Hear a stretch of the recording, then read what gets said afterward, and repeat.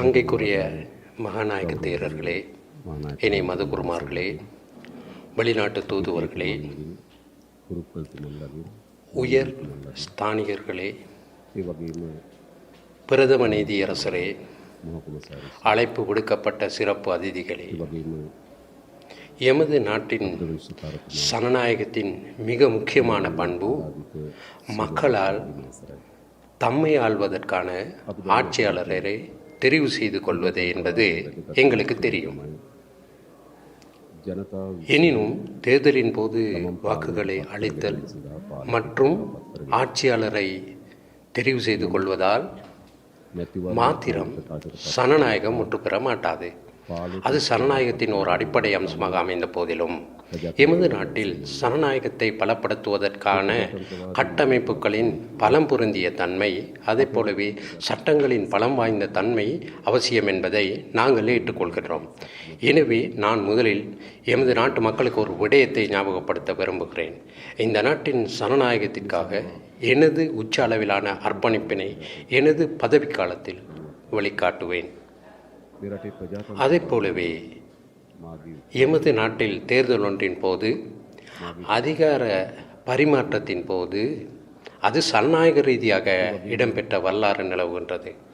ஒருபோதுமே தேர்தல் ஒன்றின் போது இடம்பெறுகின்ற அதிகார பரிமாற்றத்தை எந்த ஒரு தலைவரும் நிராகரித்ததில்லை. அதற்கிணங்க செயலாற்றி முன்னாள் ஜனாதிபதி கௌரவ ரணில் விக்ரமசிங்கே அவர்கள் மக்கள் ஆணையை சுமூகமாக ஏற்றுக்கொண்டு இந்த சனநாயக அதிகார பரிமாற்றத்திற்கான அவருடைய அர்ப்பணிப்பையும் முன்மாதிரியான தன்மையையும் வெளிக்காட்டியமைக்காக நன்றி கூற கடமைப்பட்டுள்ளேன். அதே போலவே எங்களுக்கு கிடைப்பது சவால்கள் நிறைந்த ஒரு நாடு என்பதை நாங்கள் மிகவும் ஆழமாக விளங்கிக் கொண்டிருக்கிறோம். எமது அரசியலில் இதைவிட பரிசுத்தமாக்கப்பட வேண்டிய, மக்கள் பாரிய அளவில் எதிர்பார்க்கின்ற சாதகமான அரசியல் கலாச்சாரம் ஒன்றின் தேவை நிலவுகிறது.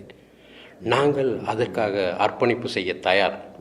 எமது நாட்டின் அரசியல்வாதி மற்றும் அரசியல் பற்றி பிரஜைகள் மத்தியில் பாதகமான ஒரு அபிப்பிராயமே நிலவுகிறது. அது பொருத்தமற்ற ஒரு இடமென்றே கருதுகிறோம். எனவே நாங்கள் எமது பக்கத்தில் உச்ச அளவில் மீண்டும் அரசியல் பற்றியும் அரசியல்வாதி பற்றியும் மக்களின் நன்மதிப்பினையும் நம்பிக்கையும் ஏற்படுத்துவதற்காக எமது தரப்பில் ஆற்றக்கூடிய பணிகளை ஆற்ற தயார். அத்துடன் எங்களுக்கு கிடைக்கின்ற இந்த ஆழமான நெருக்கடியானது வெறுமனே ஓர் அரசாங்கம் அல்லது அரசியல் கட்சி அல்லது ஒரு தனிநபரால் மாத்திரம் கடந்து செல்லக்கூடிய நிலையில் இருப்பதாக நாங்கள் நம்பவில்லை. ஏனென்றால் நான் இதற்கு முன்னரும் நான் ஒரு மாயாஜால வித்தைக்காரன் அல்லவென கூறியிருக்கிறேன். நான் ஒரு மெஜிக்காரன் அல்ல. நான் இந்த நாட்டில் பிறந்த ஒரு சாதாரண பிரஜை.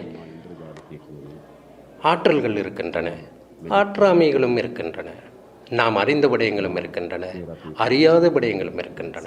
ஆனால் என்னுடைய முதன்மை பணி ஆற்றல்களை உறிஞ்சி எடுத்து அறிந்தவற்றை ஒன்று திரட்டி மிகச்சிறந்த தீர்மானங்களை மேற்கொண்டு இந்த நாட்டை நெறிப்படுத்துவதாகும்.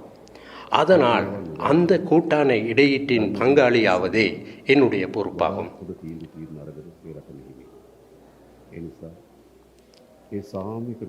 அதுபோலவே இந்த நெருக்கடியை நிறைவு செய்யும் போது அனைத்து துறைகளையும் சேர்ந்த பொது பிரஜைகளுக்கு ஒரு பாரிய பொறுப்பு இருக்கிறது.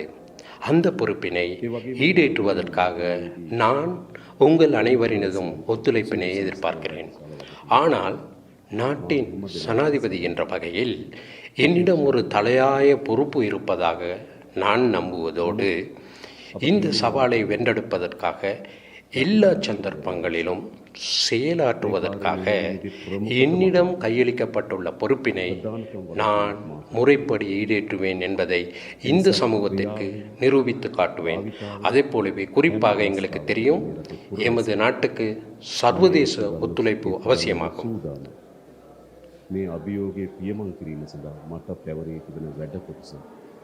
எமது நாட்டுக்கு சர்வதேச ஒத்துழைப்பு அவசியமாவதைப் போலவே உலக நாடுகள் மத்தியில் எத்தகைய அதிகார பிளவுகள் இருந்தாலும் நாங்கள் உலகில் தனிமைப்படுத்தப்பட்ட ஒரு நாடாக அமைந்துவிட முடியாது. உலகத்துடன் கூட்டாக ஒருங்கிணைந்து பயணிக்க வேண்டும்.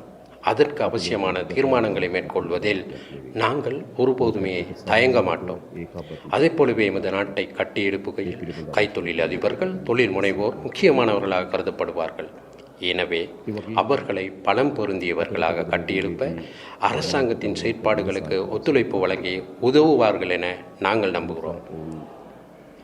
இறுதியாக நான் கூறி வைக்க விரும்புவது, எமது நாட்டின் ஜனநாயகத்தினால் நான் ஜனாதிபதியாக தெரிவு செய்யப்பட்டிருக்கிறேன். அவ்வாறு தெரிவு செய்து கொள்வதற்காக மக்கள் எனக்கு வாக்களித்திருக்கிறார்கள். எனக்கு அளிக்கப்படாத வாக்குகளும் இருக்கின்றன. எனவே எமது வெற்றியின் உள்ளடக்கம் மற்றும் அளவு பற்றி எமக்கு சிறந்த புரிந்துணர்வு இருக்கின்றது. எனவே எமக்கு ஒத்துழைப்பு நல்காத, எம்மை நம்பாத பிரஜைகளின் ஒத்துழைப்பினை பெற்றுக்கொள்வதும் அவர்களின் நம்பிக்கையை வென்றெடுப்பதும் எனது ஆட்சி காலத்தில் எனக்கு கையளிக்கப்பட்டுள்ள பொறுப்பாக அமைகின்றது. அந்த பணியை சரிவர ஈடேற்ற முடியும் என்ற நம்பிக்கை எனக்கு இருக்கின்றது. எதிர்காலத்தில் இவை அனைத்துமே நடைமுறையில் சாத்தியமானதாக அமைகின்ற அனுபவத்தை உங்களால் பெற்றுக்கொள்ள முடியும். அதற்காக உங்களுடைய ஒத்துழைப்பினை பெரிதும் எதிர்பார்க்கிறேன். உங்கள் அனைவருக்கும் மும்மொழிகளின் நல்லாசியையும் கடவுளின் துணையையும் வேண்டிக் கொள்கிறேன். ඒ සඳහා සියලු ජනතාවගේ සහාය අපේක්ෂා කරනවා. තෙරුවන් සරණයි. දෙවි පිහිටයි සියලු දෙනාටම. බොහොම ස්තුතියි.